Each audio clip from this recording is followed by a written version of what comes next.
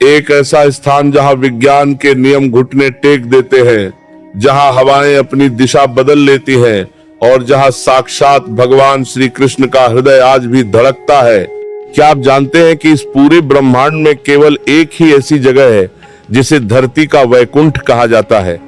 आखिर क्यों इस मंदिर की परछाई कभी जमीन पर नहीं गिरती और क्यों यहाँ का झंडा हवा के विपरीत लहराता है? चलिए शुरू करते हैं जगन्नाथपुरी की वह रहस्यमयी गाथा जो सतयुग से शुरू होकर कलयुग के अंत तक जाती है। पौराणिक ग्रंथों और शास्त्रों के अनुसार जगन्नाथपुरी केवल एक मंदिर नहीं बल्कि एक जीवित तीर्थ है। जब सृष्टि का निर्माण हुआ और देवताओं ने पृथ्वी पर अपने निवास स्थान चुने, तब भगवान विष्णु ने इस पुरुषोत्तम क्षेत्र को अपने विश्राम के लिए चुना। इसे शंख क्षेत्र भी कहा जाता है क्योंकि इसका भौगोलिक आकार एक शंख के समान है।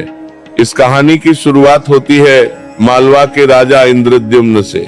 राजा इंद्रद्युम्न साक्षात विष्णु के अनन्य भक्त थे। उनके मन में एक ऐसी प्यास थी जो साधारण भक्ति से शांत नहीं हो रही थी। वे भगवान को साक्षात देखना चाहते थे, उनके सजीव रूप का स्पर्श करना चाहते थे। एक रात उन्हें स्वप्न में एक दिव्य संकेत मिला कि नीलांचल पर्वत की कंदराओं में भगवान नील माधव के रूप में विराजमान है। नील माधव भगवान का वह रूप जो नीलमणि के समान चमकता था और जिसकी पूजा गुप्त रूप से कबीले का मुखिया विश्वसु करता था। राजा ने अपने सबसे चतुर और ज्ञानी ब्राह्मण विद्यापति को इस खोज पर भेजा।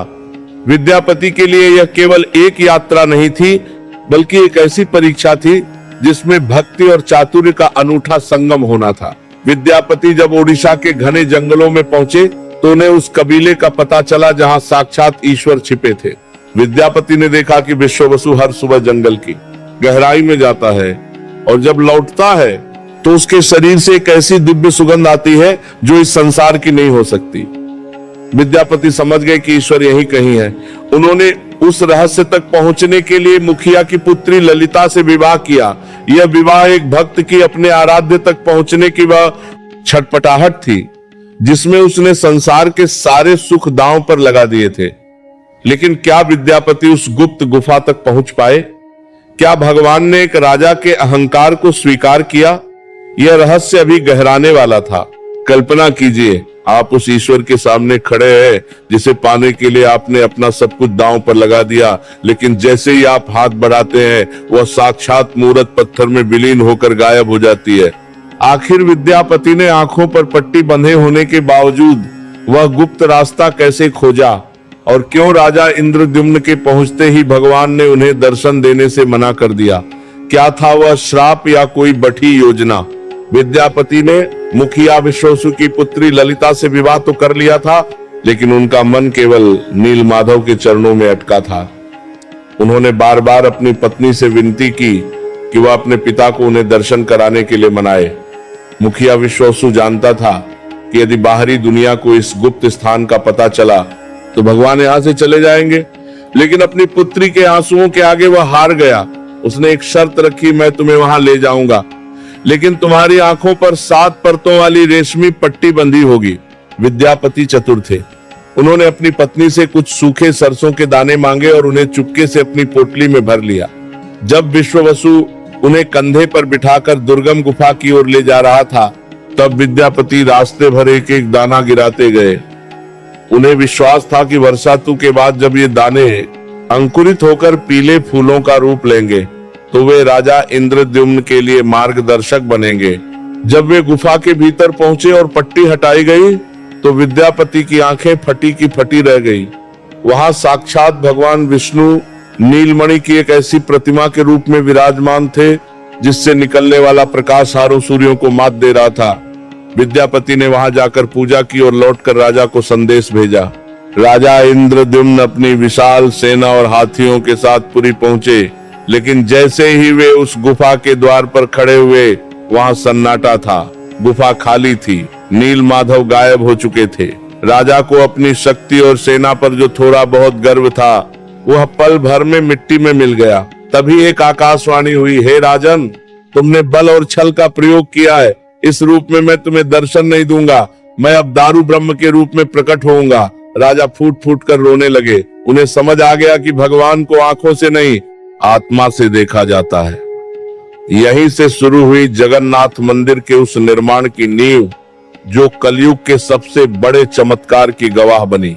राजा इंद्रद्युम्न नील माधव के अंतर्धान होने से इतने दुखी थे कि उन्होंने अन्न जल त्याग कर प्रायश्चित करने का निर्णय लिया। वे समुद्र के किनारे बैठ गए और निरंतर विष्णु नाम का जप करने लगे। कई दिनों की कठिन तपस्या के बाद भगवान ने उनके स्वप्न में आकर दर्शन दिए और कहा, हे राजन, दुखी मत हो।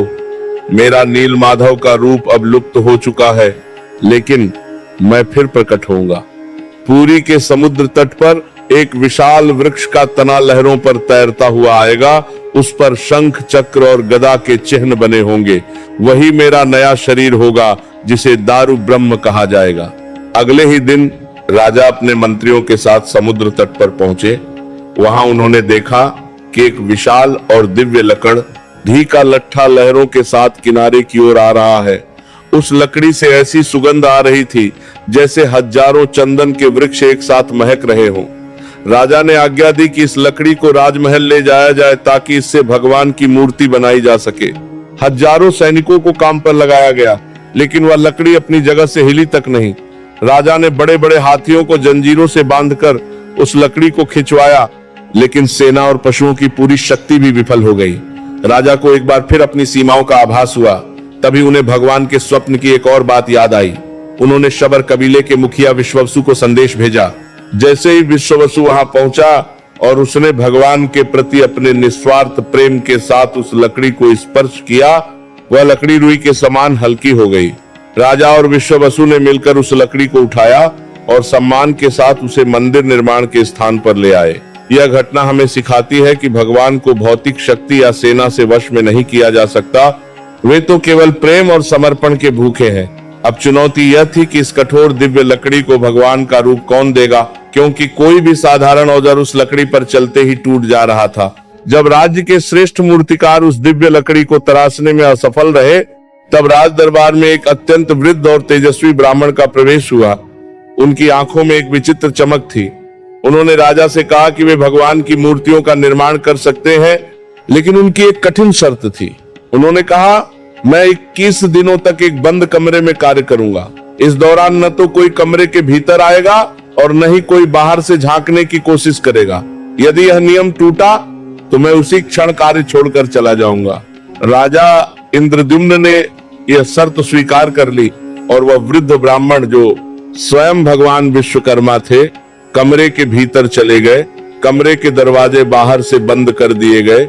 शुरुआती 15 दिनों तक नगरवासियों और राजा को केवल छेनी हथौड़े की मधुर आवाजें सुनाई देती थीं।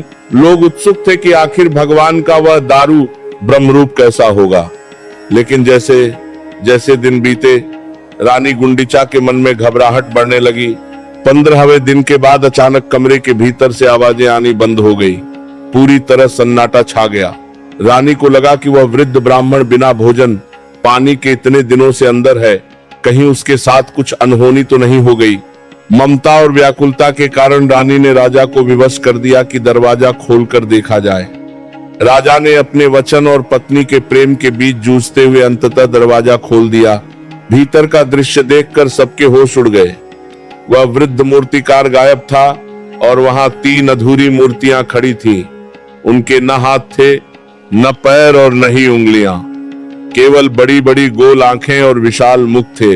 राजा को अपनी भूल का एहसास हुआ और वे फूट फूट कर रोने लगे। उन्हें लगा कि उन्होंने प्रभु के प्रकट होने में बाधा डाल दी है और अब दुनिया उन्हें कभी माफ नहीं करेगी। लेकिन तभी एक गूंज सुनाई दी कि भगवान इसी रूप में कलयुग के कष्टों को हरने के लिए आए हैं। मूर्तियों के निर्माण के बाद सबसे बड़ा प्रश्न यह था कि इन काष्ठ की प्रतिमाओं में प्राण कैसे फूंके जाएं। यहीं से शुरू होता है जगन्नाथ मंदिर का वह सबसे डरावना और रोमांचक अध्याय, जिसे ब्रह्म पदार्थ का रहस्य कहा जाता है।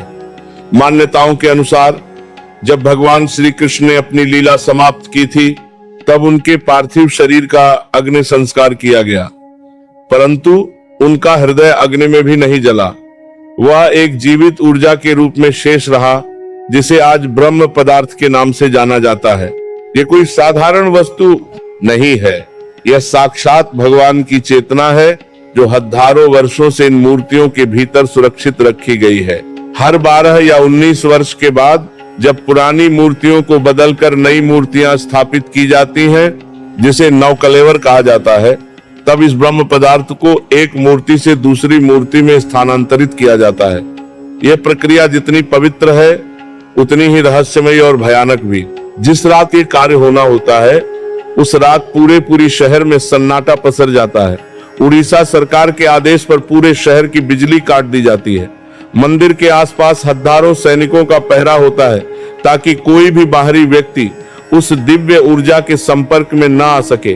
केवल मंदिर के मुख्य पुजारियों को ही भीतर जाने की अनुमति होती है। भीतर जाने से पहले पुजारी की आंखों पर 7 परतों वाली रेशमी पट्टी मजबूती से बांध दी जाती है। उनके हाथों को मोटे कपड़े के दस्तानों से ढक दिया जाता है। ऐसा इसलिए किया जाता है क्योंकि शास्त्रों में लिखा है कि यदि किसी ने उस ब्रह्म पदार्थ को नंगी आंखों से देख लिया तो उसके शरीर के चिथड़े मुड़ जाएंगे या वह उसी क्षण प्राण त्याग देगा। पुजारी जब पुरानी मूर्ति के पेट से उस पदार्थ को निकालते हैं तो वे अपने अनुभवों में बताते हैं कि उन्हें ऐसा महसूस होता है जैसे उनके हाथ में कोई जीवित प्राणी हो। वह धकता है, वह गर्म होता है और उसमें एक ऐसी हलचल होती है जैसे कोई हृदय धक धक कर रहा हो।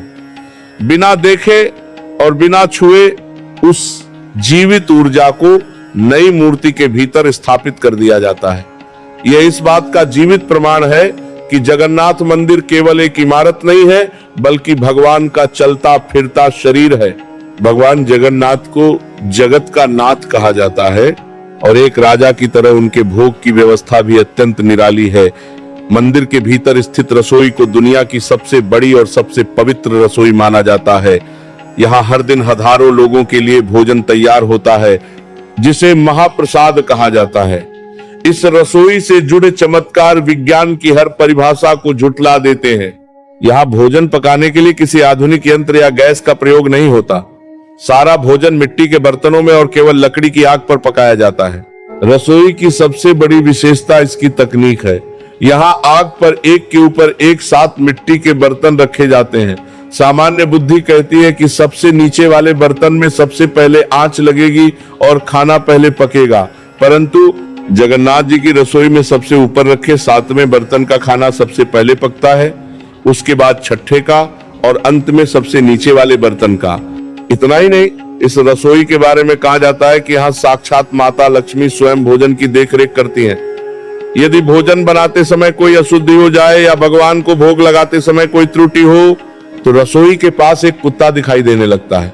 उस कुत्ते का दिखना इस बात का संकेत होता है कि भोजन अपवित्र हो गया है और उसे तुरंत जमीन में दबा दिया जाता है। एक और सबसे बड़ा चमत्कार इसकी मात्रा को लेकर है। मंदिर में आने वाले भक्तों की संख्या कभी निश्चित नहीं होती। कभी 10,000 लोग आते हैं तो कभी 10 लाख। लेकिन ताज्जुब की बात यह है कि महाप्रसाद हर दिन एक ही निश्चित मात्रा में बनाया जाता है। हजारों वर्षों का इतिहास गवाह है कि यहाँ कभी प्रसाद कम नहीं पटा और न ही कभी व्यर्थ गया। जैसे ही मंदिर के पट बंद होते हैं, बचा हुआ प्रसाद अपने आप समाप्त हो जाता है। ये माता अन्नपूर्णा का वह आशीर्वाद है जो इस रसोई को दिव्य बनाता है। जगन्नाथ मंदिर का शिखर और उस पर लगा ध्वज पूरी दुनिया के लिए एक अनसुलझी पहेली है। मंदिर की ऊंचाई लगभग 214 फीट है और इसके सबसे ऊपरी छोर पर एक विशाल चक्र स्थित है जिसे नील चक्र कहा जाता है। यह चक्र अष्टधातु से बना है और इसे भगवान विष्णु के सुदर्शन चक्र का प्रतीक माना जाता है। इस चक्र की बनावट इतनी अद्भुत है कि आप पूरी शहर के किसी भी कोने में खड़े होकर इसे देखें, आपको ऐसा ही लगेगा कि इस चक्र का मुख आपकी ही तरफ है। हजारों साल पहले बिना किसी आधुनिक नख 6 के ऐसी सटीक इंजीनियरिंग कैसे की गई, ये आज भी शोध का विषय है। लेकिन असली चमत्कार तो इस चक्र के ऊपर लगे ध्वज में छिपा है। विज्ञान कहता है कि कोई भी हल्का कपड़ा उसी दिशा में उड़ेगा जिस दिशा में हवा चल रही हो, परंतु जगन्नाथ मंदिर का यह विशाल ध्वज हमेशा हवा की विपरीत दिशा में लहराता है। अगर हवा पूर्व से पश्चिम की ओर चल रही है तो यह ध्वज पश्चिम से पूर्व की ओर लहराएगा। आज तक कोई भी वैज्ञानिक इस बात का भौतिक कारण नहीं दे पाया है कि प्रकृति का यह नियम यहाँ आकर कैसे बदल जाता है। एक और रोंगटे खड़े कर देने वाली परंपरा इस ध्वज को बदलने की है। हर दिन शाम के समय एक पुजारी मंदिर के शिखर पर नंगे पैर चढ़ता है और पुराना ध्वज उतार कर नया ध्वज लगाता है। यह चढ़ाई लगभग 45 मंजिला इमारत जितनी ऊंची है और पुजारी बिना किसी सुरक्षा घेरे या रस्सी के केवल अपने हाथों के सहारे ऊपर चढ़ता है। कहा जाता है कि यदि एक दिन भी यह ध्वज नहीं बदला गया तो मंदिर अगले 18 वर्षों के लिए बंद हो जाएगा। पुजारियों का मानना है कि जब वे ऊपर चढ़ते हैं तो उन्हें हवा का दबाव महसूस नहीं होता, बल्कि ऐसा लगता है जैसे कोई अदृश्य शक्ति उन्हें थामे हुए है। जगन्नाथ मंदिर की वास्तुकला दुनिया के 7 अजूबों से भी कहीं अधिक रहस्यमयी है। आपने देखा होगा कि हर ऊंचे ढांचे, चाहे वो बुर्ज खलीफा हो या कोई बड़ा मंदिर, उसकी परछाई जमीन पर जरूर पड़ती है। लेकिन जगन्नाथ मंदिर का मुख्य गुंबद दुनिया का इकलौता ऐसा ढांचा है जिसकी परछाई दिन के किसी भी समय जमीन पर नहीं गिरती। सूरज चाहे पूर्व में हो, पश्चिम में हो या सिर के ठीक ऊपर, मंदिर की परछाई कभी किसी को दिखाई नहीं दी। यह प्रकाश के परावर्तन का ऐसा रहस्य है जिसे आज की तकनीक भी नहीं सुलझा पाई है। एक और बात जो पक्षियों और विमानों से जुड़ी है वो इसे और भी दिव्य बनाती है। आमतौर पर मंदिरों के कलश पर पक्षी बैठे हुए या ऊपर उठते हुए दिखाई देते हैं, लेकिन जगन्नाथ मंदिर के ऊपर से आज तक न तो कोई पक्षी उठता हुआ देखा गया है और न ही कोई पक्षी नील चक्र पर कभी बैठा है। इतना ही नहीं, मंदिर के ऊपर से किसी भी हवाई जहाज या हेलीकॉप्टर का निकलना भी वर्जित माना जाता है। इसे सरकार ने नो फ्लाई जोन घोषित नहीं किया है, फिर भी कोई भी विमान इसके ऊपर से नहीं गुजरता। ऐसा माना जाता है कि मंदिर के ऊपर एक ऐसा ऊर्जा क्षेत्र बना हुआ है जो पक्षियों और मशीनों को अपनी ओर आने से रोकता है।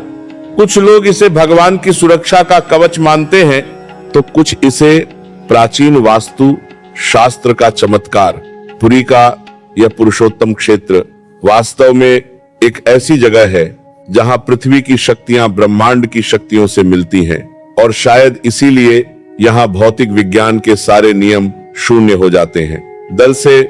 लेकिन क्या आप जानते हैं कि इस मंदिर के रहस्यों की जड़ें केवल आकाश और हवाओं तक ही सीमित नहीं है, बल्कि वे जमीन के बहुत नीचे पाताल तक गहरी धंसी हुई हैं। मंदिर के गर्भगृह के ठीक नीचे एक ऐसा स्थान है जिसे दुनिया के सबसे सुरक्षित और डरावने स्थानों में गिना जाता है। इसे कहते हैं रत्न भंडार। ये मंदिर का वो गुप्त खजाना है जिसके बारे में कहा जाता है कि इसमें इतना सोना और बहुमूल्य रत्न मौजूद हैं कि उनकी गणना करना भी असंभव है। इस भंडार के 2 हिस्से हैं। पहला हिस्सा बाहरी भंडार है जिसे विशेष उत्सवों के समय खोला जाता है, लेकिन असली रहस्य छिपा है इसके भीतरी भंडार में, जिसे पिछले कई दशकों से कोई भी खोलने का साहस नहीं जुटा पाया है।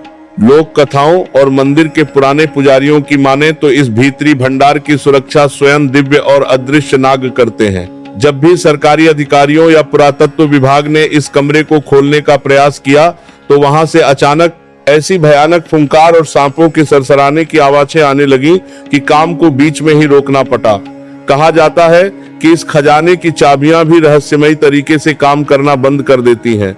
इतिहास इस बात का साक्षी है कि कई विदेशी लुटेरों ने इस अकूत संपत्ति पर अपनी नजर डाली, लेकिन जो भी इस खजाने की दहलीज को पार करने की कोशिश करता वह या तो अंधा हो जाता या किसी मानसिक बीमारी का शिकार हो जाता।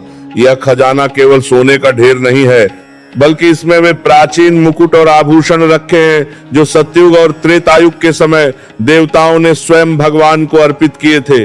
आज भी यह प्रश्न बना हुआ है कि क्या वास्तव में वे नाग आज भी उस खजाने की पहरेदारी कर रहे हैं, या फिर वह भगवान की कोई ऐसी ऊर्जा है जो अनधिकार प्रवेश करने वालों को रोक देती है। जगन्नाथ मंदिर के मुख्य द्वार को सिंह द्वार कहा जाता है। इस द्वार से जुड़ी एक ऐसी घटना है जो आज भी हर भक्त को हैरान कर देती है।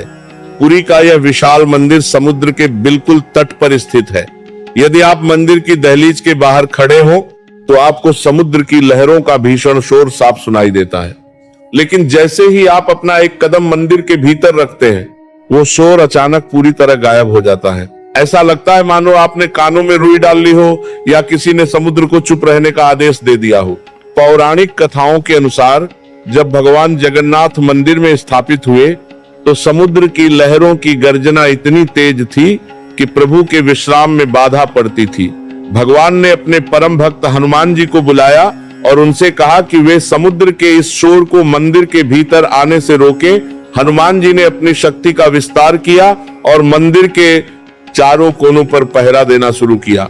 कहा जाता है कि हनुमान जी ने समुद्र देव से शांत रहने का आग्रह किया, लेकिन समुद्र ने कहा कि शोर मचाना मेरा स्वभाव है। तब हनुमान जी ने स्वयं को 4 रूपों में विभाजित किया और मंदिर के चारों द्वारों पर बैठ गए। उन्होंने अपनी ऊर्जा से मंदिर के चारों ओर एक ऐसा अदृश्य सुरक्षा घेरा बनाया कि समुद्र की आवाज भीतर प्रवेश ही नहीं कर पाती। आज भी बेदी हनुमान के रूप में बजरंगबली वहां विराजमान है।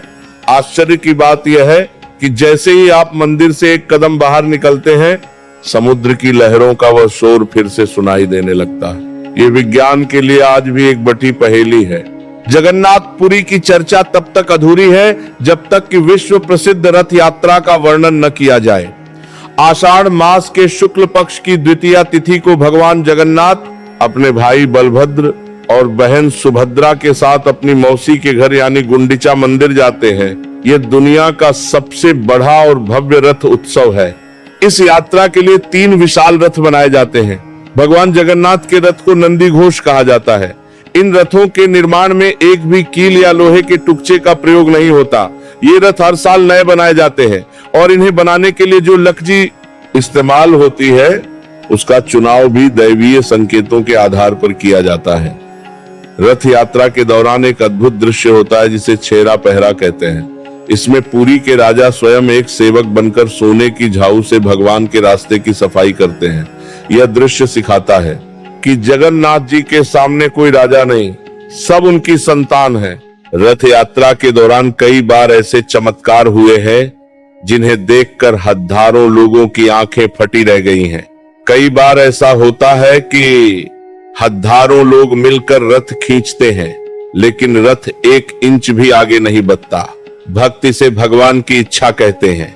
माना जाता है कि जब तक भगवान नहीं चाहते तब तक उनका रथ कोई शक्ति आगे नहीं ले जा सकती और जब उनकी मर्जी होती है तो रथ अपने आप सरकने लगता है। ये रथ यात्रा केवल एक उत्सव नहीं है बल्कि ये वह समय है जब भगवान स्वयं मंदिर से बाहर निकलकर अपने उन भक्तों को दर्शन देने आते हैं जो मंदिर के भीतर नहीं जा सकते। जगन्नाथपुरी मंदिर केवल अतीत और वर्तमान की कहानी नहीं है बल्कि यह भविष्य का वह आईना है जिसे ओडिशा की मालिका नामक प्राचीन ग्रंथों में लिखा गया है। इन ग्रंथों में महापुरुष अच्युतानंद दास जी ने हजारों वर्ष पहले ही लिख दिया था कि जैसे जैसे कलयुग अपने चरम पर पहुंचेगा, जगन्नाथ मंदिर में कुछ ऐसे संकेत मिलेंगे जो पूरी सृष्टि के विनाश और परिवर्तन की सूचना देंगे। पहली भविष्यवाणी के अनुसार एक समय ऐसा आएगा जब मंदिर के शिखर पर लगा वह विशाल नील चक्र अपने आप टेढ़ा हो जाएगा। आश्चर्य की बात यह है कि पिछले कुछ वर्षों में आए भीषण तूफानों के दौरान कई बार ऐसे दृश्य देखे गए हैं जब चक्र की स्थिति में बदलाव महसूस किया गया। दूसरी डरावनी भविष्यवाणी यह है कि मंदिर के ध्वज में अचानक अपने आप आग लग जाएगी। यह संकेत होगा कि अब संसार में अधर्म अपनी सीमा पार कर चुका है। सबसे रहस्यमयी बात भगवान की उन अधूरी मूर्तियों से जुड़ी है। मालिका में लिखा है कि कलयुग के अंत में भगवान जगन्नाथ की मूर्तियों के हाथ और पैर अपने आप पूर्ण होने लगेंगे। जिस दिन जगन्नाथ जी के हाथ और पैर पूरी तरह बन जाएंगे उस दिन ये माना जाएगा कि अब भगवान का कल की अवतार लेने का समय आ गया है। इसके साथ ही समुद्र की लहरें जो अभी हनुमान जी के पहरे के कारण सिंह द्वार पर रुकी हुई है वे मंदिर की 22 सीढ़ियों को पार कर जाएंगी और पूरा मंदिर जलमग्न हो जाएगा। ये अंतिम खंड हमें ये समझाता है कि जगन्नाथपुरी केवल ईंट पत्थरों का ढांचा नहीं बल्कि एक दिव्य घड़ी है जो ब्रह्मांड के समय को माप रही है। यहाँ का हर चमत्कार, चाहे वह धड़कता हुआ दिल हो या हवा के विपरीत लहराता झंडा, हमें ये याद दिलाता है कि इंसान की बुद्धि जहाँ खत्म होती है वहां से ईश्वरीय सत्ता शुरू होती है। भगवान जगन्नाथ का वह अधूरा रूप हमें सिखाता है कि यह संसार भी अधूरा है और हम सब उस पूर्णता की तलाश में यहाँ आते हैं। जो भक्त एक बार इस सिंह द्वार के भीतर प्रवेश कर जाता है वह यमराज के भय से मुक्त हो जाता है। जगन्नाथपुरी की यह महा गाथा हमें आस्था, समर्पण और उस अनंत शक्ति पर विश्वास करना सिखाती है जो कलयुग के इस अंधकार में भी हारे का सहारा बनकर जगन्नाथ के रूप में विराजमान